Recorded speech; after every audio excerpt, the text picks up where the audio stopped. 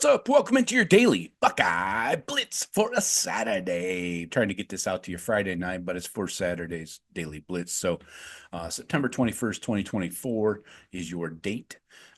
This is today's best bets, so hopefully you can get these in and ride with me. Uh, I promised a rundown of my record for the first 3 weeks. Week 1, 4-5. Week 2, 7-2. Hello. Week 3, 5-6. So we're starting to find our level here. Maybe, hopefully we can keep it over 500. But what are we? 13 losses and 16 wins. I'll take that. 16-13. Hell yeah. Last week, uh, we did a lot of the first half spreads and the game spreads, and I split a lot of them. Like LSU, South Carolina, I won the first half spread, lost the game spread. Same for Bama, Wisconsin. Same for Arkansas State and the Cheaters. I did lose the over/under for Notre Dame, Purdue, and the Oregon State plus 17. I lost that one against Oregon, and then Colorado State again. Won or I lost the game spread. I had Colorado plus 7, but won the under. And Kent State, Tennessee. Tennessee covered the 49 there, so that's a dub for me. All right, so let's get into this week's action. We do have a Friday night game, but maybe I can get this out before the game. We'll see. All right, number 24 Illinois going to number 22, two ranked teams in the Big Ten here. Big Ten action getting rolling at Nebraska Memorial Stadium in Lincoln. I'm taking Illinois plus 7.5 for the game. No other bets on this one. I think Illinois' defense is going to be good enough to hold down Nebraska. Now, they may not win this game. I'm not calling for an outright win by Illinois, but 7.5, you got to take those points. And I think Nebraska hasn't really been tested yet. Colorado definitely was not a test. So we'll see if they can heat up the ravioli and maybe they can turn him over once or twice. So, yeah, taking Illinois plus 7.5 for the game. Okay, for the Saturday slate, by the way, for the record, should note that Friday night games are bullshit in college football. Just wanted to get that on the record. Thank you. Hit like if you agree with me. Thank you. Saturday, all right, noon. You got the Buckeyes. Marshall's 1-1 coming into Columbus. Buckeyes number 3 in the country at the stadium. Buckeyes favored by 39. I'm taking first half total over 29.5 combined points. So that's for the game or for the first half. Both teams over 29.5. I think the Buckeyes get out quick. Another early jump on them.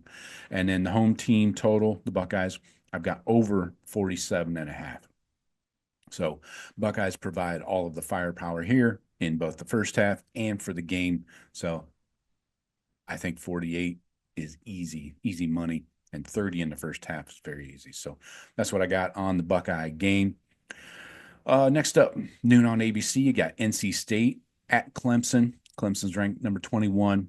Another Memorial Stadium. Everybody's stadium is named Memorial Stadium for some reason. Anyway, I got the home team, Clemson, under 31.5 for their team total for the game.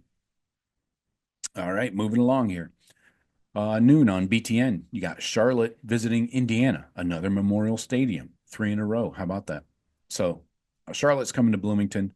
I got Indiana minus 29.5 for the game. If there's a coach who knows what the spread is, the Signetti guy, not besmirching his last name or anything, but seems like he knows what the spread is. They put up some serious points the first few weeks. So 29.5 seems like a easy dub over Charlotte. Next up, I'm basically fading Kent State every week. Kent State's 0-3. They're visiting Penn State, not Penn State, number 10 in the country.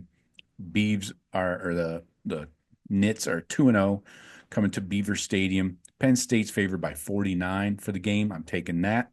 And then I'm also taking Penn State by 29 for the first half.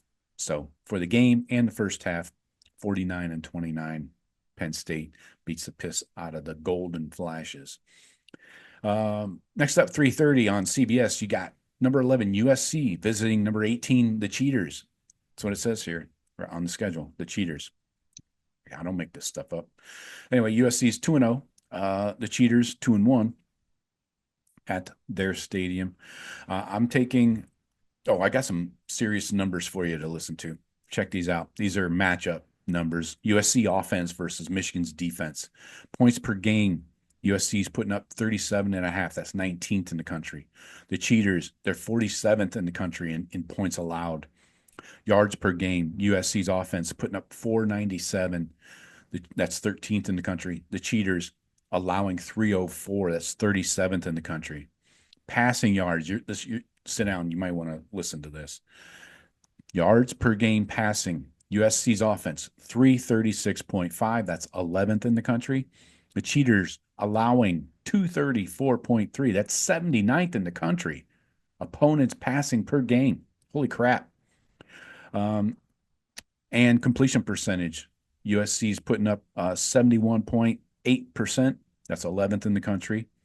And the Cheaters are allowing 62%. That's 69th in the country. So there's some disparaging differences here between this USC offense throwing the ball and the Michigan defense allowing themselves to get thrown upon. Then let's flip it over. The Michigan offense versus USC defense. Now, this is where the big question lies, right? This USC defense, are they for real? Still, jury's kind of still out. They did, they beat an LSU team, held them, under 24, something like that. Anyway, so the Michigan offense, they're scoring 23.3 points per game. That's 75th in the country. The USC defense is allowing 10 points per game. That's 14th in the country. So a little lopsided there. Yards per game, Michigan offense is putting up 329. That's 91st in the country. Opponent yards per game, USC's defense is allowing 305. That's 40th. So still quite a disparity there. Rushing yards, the Cheaters are putting up 176. That's 42nd in the country. They're usually much better than that. And USC is allowing 102. That's 27th in the country. Yards per rush, the Cheaters are running for 5.2 per carry. That's 30th. USC's defense is allowing 4.2. That's 66th. So obviously a little bit of a lopsided in Michigan's favor there. And then passing yards, the Cheaters don't throw the ball, and they don't throw it well. 153 yards passing per game. That's 110th in the country. And then USC's defense allowing 203. That's 63rd in the country. So opponent passing per game. I'm taking USC -6 for the game, but I am taking the under for the game at 46.5. I think it's a low-scoring affair, but I just don't see how the Cheaters can score. One little nugget here. I have a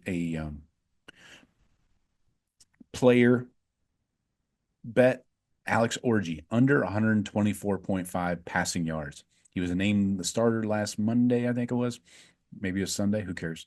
But this is like the lock of the week. Alex Orji, under 124.5 passing yards for the game.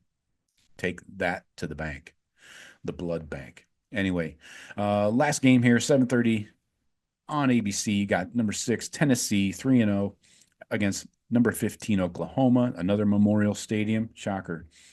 This is in Norman, Oklahoma. Oh, I know. It's my alarm. Sorry. Got a meeting in a few minutes. Home team, I'm taking Oklahoma to score under 24.5 points for the game. So that's for the game. Tennessee, I'm taking with -7.5 for the game. So I think Oklahoma just doesn't score. We'll see if this Tennessee defense is for real. They tell me it is. Who knows? But I didn't do any deep dive on Tennessee, Oklahoma. I just don't think Oklahoma has everything they need on offense to keep up with a Tennessee that's going to move the ball. So that's it. Total points. for Oklahoma under 24.5, Tennessee to win the game by 7.5. So those are the bets. Hopefully you can lock them in. I'll try and get this show out to you quickly so you can play along for that Friday night game, and wish us luck. Still over 500, 16-13. I'll take that. So let me know what you guys think. Is there any other game you're watching or looking for, or do you disagree with my bets entirely? You're welcome. The floor is yours, or the comments section, whatever comes first. All right. So I got for you today. Talk to you tomorrow. Go Bucks.